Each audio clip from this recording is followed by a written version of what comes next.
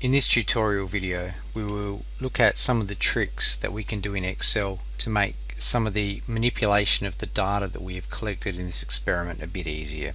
So this experiment is an elasticity of balls experiment where 5 different types of ball have been dropped from a height of 200 centimeters, and what we have done is for each type of ball, a tennis ball, a super ball, a ping pong ball, a marble and a ball made of plasticine, we have dropped the ball 5 times from a height of 200 centimeters and then measured how high the ball has bounced. The first thing we need to do with our data here is we need to be able to calculate an average of the values for each one of these. It's a very simple thing to do in Excel. So what we do is we highlight this cell. So we're going to start by calculating the average of the 5 pieces of data for the tennis ball. So in this cell we click equals. That tells the program that we're going to put in a formula or a calculation. We type in the word average. Sometimes it'll give you some options here. So it's the average. We open the bracket, we select the data that we want to calculate the average of, close the bracket, press equals, and we now have our average value of these 5 pieces of data. If we want to then continue the process and calculate the average for the other 4 balls in this experiment, we don't need to retype the formula, but what we do is when that cell is highlighted, you'll notice there's a little square down the bottom of the cell. So we hover the mouse over that square until we get a cross. We grab the cross and we drag it down.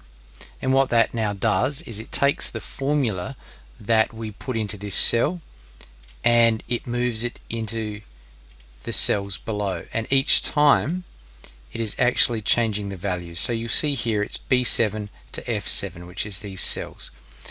Down here it's B8 to F8, and all the way down B11 to F11 for row 11.